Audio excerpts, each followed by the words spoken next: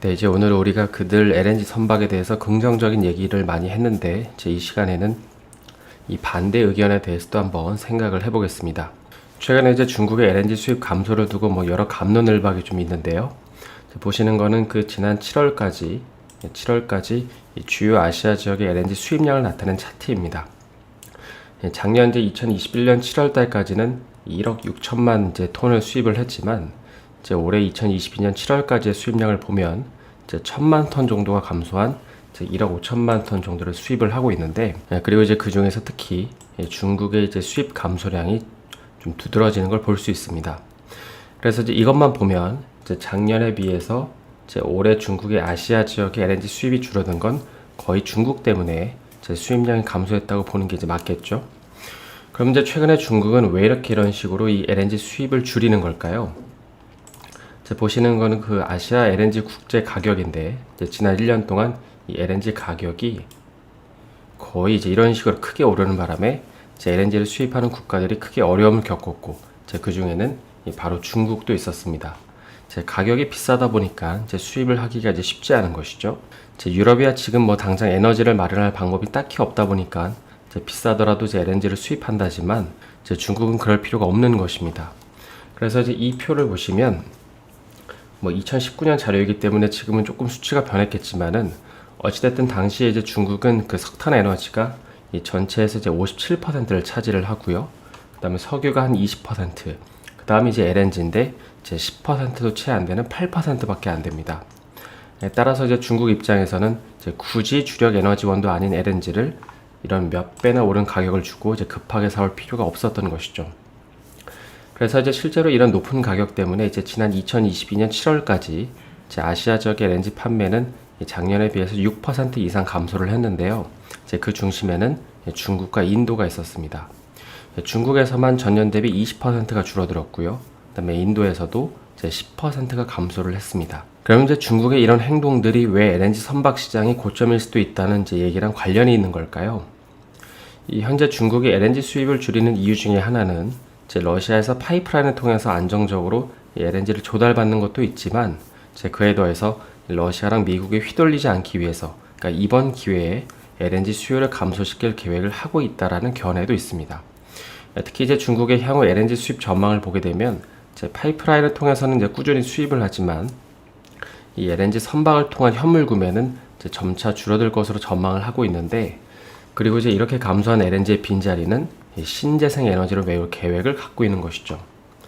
올해 중국은 이제 120기가와트의 신재생 에너지 설비를 구축할 예정인데, 이제 이는 지난 5년 평균치보다 무려 40%가 증가한 수치입니다. 그러니까 한국이야 국토 면적이 좁고 여러 가지 제약이 많지만 이제 중국은 그렇지 않죠. 그래서 이제 실제로 그 현재 탄소 배출권 같은 이제 신재생 에너지 시장을 전망하는 수치를 보게 되면 이 천연가스 가격이랑 거의 동일하게 움직이는 걸 볼 수 있습니다. 여기 이제 보라색 실선이 그 천연가스 가격이고, 이제 파란색 실선이 이 탄소 배출권 가격인데요. 사실 이 둘은 이제 성격적으로 보면, 이제 성질적으로 보면 역의 상관관계를 갖고 있음에도 불구하고 차트 흐름을 보면 거의 똑같이 움직이는 걸 볼 수 있습니다. 천연가스의 가격이 상승하면 이제 역설적으로 이에 대척점에 있는 이 탄소 배출권에 대한 수요가 늘어날 거라고 생각을 해서 이제 이 가격 역시 이제 상승을 하고 있는 것이죠. 물론 이제 최근 들어서 석탄 가격도 이 탄소 배출권 가격을 밀어올리는데 한몫을 하고 있지만, 이제 어찌됐든 시장에서는 이 천연가스 가격이 비싸지면 이제 한편으로는 이걸 더 쓰기보다도 이제 신재생 에너지로 넘어갈 수 있다고도 생각을 하는 것 같습니다. 따라서 이제 만약에 이렇게 되면 이제 LNG 선박 시장에도 변화가 불가피할 수밖에 없겠죠. 그러니까 지금이야 이제 조선사들의 도크도 꽉 차 있고, 이제 LNG 선박을 발주하는 주체 자체가 이제 중국이 아니다 보니까 큰 타격이 없다 이렇게 말할 수 있지만, 만일 하나 이제 전 세계 에너지 소비 흐름이 천연가스에서 신재생 에너지로 넘어가면 어떻게 될까요? 지금 당장 천연가스를 수입하고 공급하는 양이 줄어들지는 않겠지만, 이 조선 산업 주가에 큰 영향을 미치는 이 수주 전망에 대해서는 부정적인 영향을 끼칠 수밖에 없습니다. 그러니까 지금 이제 좋은 가격의 수주를 해서 건조를 하는 게 중요한 게 아니라, 이제 앞으로도 좋은 가격의 수주를 할 수 있는지가 중요한 건데, 이제 그런 관점에서 보면 물음표가 생길 수밖에 없다는 것이죠. 물론 이제 그 사이에 최근에 굉장히 빠른 속도로 좋아지고 있는 이 탱커선이 이어받으면 모르겠지만, 이 LNG는 앞으로도 끄떡이 없다, 그러니까 이렇게 말하기에는 조심스러울 수밖에 없는 것입니다. 그래서 이제 최근처럼 이 천연가스 가격이 높아지면 우리가 이제 LNG에 대한 수요도 늘어나겠구나라고 생각을 할 수 있지만, 만약에 이제 이 가격대가 꾸준히 유지가 된다면 이제 그 이면에는 이렇게 이제 비싼 천연가스 대신에 이제 다른 에너지원을 생각할 수도 있겠구나라고 염두에 두시면 될 것 같습니다. 이제 다음으로는 이 간단하게 벌크 선박 시장을 좀 살펴볼 텐데요. 이제 우리가 그 벌크 선박 시장을 바라볼 때 이제 최근처럼 이제 곡물 수출이 다시 이제 활발히 재개가 되면 다시금 운임이 회복되는 게 아니냐, 그러니까 이런 시각이 있는데, 근데 설사 이제 곡물 수출이 활발하게 이루어진다고 하더라도 생각하는 것만큼 크게 좋아지지 않을 수 있습니다. 왜냐하면 현재 벌크 선박 시장의 전체 60% 이상은 이제 철광석이랑 이제 석탄이 차지하고 있기 때문인데요. 그리고 이제 이 가운데서 중국은 이 전 세계 철광석의 약 70%를 혼자 구매하고 있고, 이에 반해서 공급자는 이제 브라질의 베일이나 호주의 리오틴토, 그다음에 이제 BHP 같은 이제 기업들이 있습니다. 일반적으로 이제 철광석이라는 상품은 계절성을 띠는데 이제 대개는 이 상반기보다 하반기에 공급이 늘어납니다. 따라서 이제 이런 단순한 논리에 비추어 보면 계절적인 요인 때문에 앞으로의 운임은 올라갈 가능성이 높다고 생각하는 게 이치적이지만, 그런데 이제 현재 중국의 철광석 재고량 수준은 지난 3개월간 최고치를 기록하고 있고, 이제 부동산 침체로 인해서 수요 역시 꺾여 있는 만큼 당분간은 시간이 조금 더 필요하다는 게 중론입니다. 그런데 이제 요즘 들어서 이런 중국 부양책에 대해서도 이제 회의적인 얘기들이 좀 나오고 있는데요. 사실 현재 그 벌크 선박 시장 같은 경우 이 중국의 부동산 위기에 따른 이 당국의 경기 부양책에 이제 거는 기대가 크잖아요. 그런데 이제 이런 부양책이 조만간 발표된다고 하더라도 이게 이제 실물 경제로 연결되기까지는 한 6개월 정도의 시간이 소요가 되고, 또 이제 방금 언급했듯이 이 중국의 현재 철광석 재고량이 많다는 것입니다. 따라서 이제 중국 입장에서는 현 시점에서 굳이 급하게 철광석을 수입할 필요가 없다는 것이죠. 그래서 이제 어쩌면 중국의 부양책 발표 이후에 이제 대규모 철광석 수입을 기대하고 있는 벌크선 시장이지만 잠깐 반등하고 다시금 제자리로 회귀할 수도 있지 않을까 싶기도 합니다. 네, 이제 오늘 이 시간에는 며칠 전에 이어서 제 앞으로 조선업을 바라볼 때 염두에 두어야 하는 몇 가지 이슈에 대해서 한번 생각을 해보겠습니다. 일단 이제 오늘 벌크 선박 관련주들을 제외하고 이제 전체적으로 이제 조선주들이 좀 지지부진했었는데, 이에 대해서는 여러 가지 이유가 있겠지만, 이제 오늘 조선 섹터를 제외하고 전반적으로 상승한 걸 보면 약간 차익의 성격도 있지 않았나 싶긴 합니다. 만약에 이제 그게 아니라면 이제 오늘 살펴볼 몇 가지 이슈들이 좀 투심을 훼손시킨 게 아닌가 싶기도 한데요. 최근에 이제 조선주뿐만 아니라 이제 기자재 파트까지 워낙 좋은 흐름을 보이다 보니까 이제 이에 대한 긍정적인 기사들이 이제 많이 나오고 있죠. 하지만 이제 이에 못지않게 우려 섞인 기사들도 이제 많이 나오고 있습니다. 그래서 이제 오늘은 그 우려 섞인 내용 3가지에 대해서 알아보고, 마지막에는 이 벌크 선박 시장에 대해서도 간단하게 살펴보겠습니다. 먼저 이제 첫 번째로 그 오늘 조선주들의 투심을 훼손시킨 이유 중에 하나로는 이제 이 기사의 내용도 좀 영향이 있었다고 생각을 하는데요.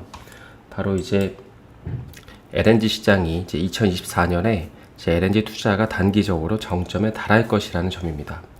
그러니까 이거는 이제 LNG 시장이 성장하는 거랑은 좀 다른 내용인데요. 특히 이제 이 기사의 내용을 쭉 보시게 되면 이제 2024년에 이제 56조 원에 달하는 투자가 행해진 이후부터는 이제 이 정도 규모의 대규모 투자는 없을 거라고 하는데, 그러니까 이 말은 이제 시장 자체가 성장을 하지 않는다는 말은 아니지만, 만약에 이제 이들이 예상하는 것처럼 이 투자 규모가 꺾인다면, 그러니까 이에 비례해서 이제 선박 시장으로 유입되는 투자 자금도 이제 꺾일 수 있다고 유추해 볼 수 있는 것이죠. 물론 이제 아직까지는 어디서 얼마큼 감소할 거라는 이제 구체적인 데이터가 없기 때문에 이제 심각하게 받아들일 필요는 없지만, 이제 한편으로는 이 단기 고점 이슈가 불거져도 전혀 이제 이상한 내용이 아니라는 것입니다. 이제 산업 자체에 더 많은 투자가 안 되다 보니까 이제 기업으로 흘러 들어가는 금액도 이제 줄어들 거라고 보는 것이죠. 다음 이제 두 번째로 그 LNG 시장에는 이제 이런 얘기도 있는데요. 이제 이거는 그 전 세계적으로 유명한 이제 쉘에서 만든 자료인데, 이제 여기 보시면 그 앞으로 LNG 시장은 2040년까지 이제 성장을 할 거라고 나와 있습니다. 이제 이 이후에 이제 다음 내용을 보게 되면 이제 LNG 시장을 공부하신 분들이라면 아시겠지만, 이제 여기서 말하는 이 아시아는 바로 이제 주로 동남아시아입니다. 그래서 이제 이 내용을 조금 더 자세하게 설명하고 있는 이 자료를 보면, 특히 이제 이 차트를 보시면 이제 2040년까지 동남아시아는 주로 이제 LNG 수입을 많이 할 거기 때문에 이제 이 시장이 이런 식으로 이제 성장을 할 거라고 보고 있는데요. 그런데 이제 한편으로 곰곰이 생각을 해보면 만약 이제 이들이 주장하는 것처럼 제 2040년이 이 LNG 전체 시장의 피크아웃이라면 이제 이런 생각을 해볼 수 있습니다. 지금 이제 조선사들한테 LNG 선박 발주를 해도 제 2027년에나 선박 인도를 받는다고 하죠. 그런데 이제 그렇게 되면 평균적으로 사용하는 이 설령 대비 13년에서 한 15년 남짓밖에 제대로 사용하지 못합니다. 그러니까 따라서 지금은 이제 정말 선박이 필요해서 급하게 발주를 한다고 하더라도 이제 이 급한 시점이 지나가면 이제 앞으로는 이제 이런 이유들 때문에 한 번에 이제 뭐 100몇 척씩 그러니까 이런 이제 대규모로 발주가 나오기에는 이제 어렵다는 것이죠. 최근에 이제 카타르가 발주하는 물량만큼 이제 대규모 발주가 또 나오기가 어렵다는 것입니다. 이제 마지막 세 번째 이슈로는 이제 이 원전 이슈도 어느 정도 영향을 주지 않았을까 싶은데요. 어제 이제 일본이 원자력 발전 카드를 다시 이제 활용한다는 기사가 나왔는데 이제 구체적인 내용을 보게 되면 이제 내년 여름부터 7개 원자로를 재가동한다는 이제 그런 방안을 검토를 하고 있습니다. 이제 이렇게 되면 앞으로 일본은 이제 지난 2011년 후쿠시마 원전 사고 이후에 이제 가동을 재개한 원자로 수는 이제 34개 중에서 이제 17개로 절반이 넘어가죠. 보시는 건 이제 LNG 가격까지 아시아 LNG 가격인데 최근에 이제 일본 같은 경우 그 러시아랑 뭐 사할린투 문제도 있고 그래서 이제 러시아산 천연가스 공급량 비중을 줄여오긴 했지만 이제 아무래도 결국 높은 가격 때문에 좀 부담을 느낀 게 아닌가 싶습니다. 그래서 이제 그동안 잘 참아왔던 일본이 이제 앞으로 적극적으로 이제 원자력 발전 가동을 늘린다면 이제 향후 이제 일본의 LNG 수입은 이제 줄어들 수밖에 없겠죠. 그리고 이제 이런 원전을 재가동하는 추세로 이제 만약에 흐름이 이제 바뀐다면 이거는 단순히 일본뿐만 아니라 이제 다른 국가들도 예의주시해야 할 필요가 있습니다. 특히 이제 독일도 지금 당장에는 뭐 LNG 터미널을 만들고 또 이제 급하게 천연가스를 비싼 가격에 수입하고 있지만 얼마 전부터 독일도 이 원전 수명 연장에 대한 기사가 이제 계속 나오고 있습니다. 따라서 이제 만약에 에너지 산업의 패러다임이 이제 LNG에서 서서히 이제 원자력 발전으로 옮겨지게 된다면 이제 앞으로 LNG를 실어 나르는 조선사들의 입지가 이제 작아질 수밖에 없다는 것이죠. 그래서 이제 이런 일들은 뭐 지금 당장 큰 어떤 영향을 준다라기보다도 이제 앞으로 조선업을 투자하는 데 있어서 큰 중심이 되는 이슈인 만큼 메인에 두고 이제 앞으로 나오는 이슈를 대입해서 찾아보시면 될 것 같습니다. 다음으로 이제 오늘 상승 흐름을 보인 이제 벌크 선박 섹터를 좀 보게 되면 이제 보시는 거는 그 중국의 이 철광석과 이제 석탄의 수입량을 이제 도표한 건데요. 뭐 이런 식으로 이제 들쑥날쑥하지만 이제 올해만 보면은 이제 들쑥날쑥하지만은 이 전년 동기 대비해서 보면 줄어든 모습을 볼 수 있습니다. 특히 이제 지난 7월에 이제 전 세계 조강 생산량도 이제 감소를 했다고 하는데 이 철광석에 이제 큰 영향을 미치는 이제 그런 어떤 지표는 아니지만 현재 미국도 이제 신규 주택 판매 지수가 2016년 이후에 최저 이제 수준까지 떨어졌습니다. 따라서 이제 이런 걸 보면 이제 중국뿐만 아니라 이제 다른 나라들도 이런 이제 원자재 수요가 녹록지 않다는 걸 알 수 있는데요.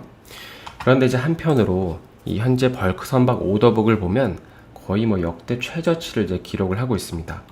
이게 이제 옆에 뭐 퍼센테이지가 안 나와 있지만은 6에서 한 7% 정도 되는데요.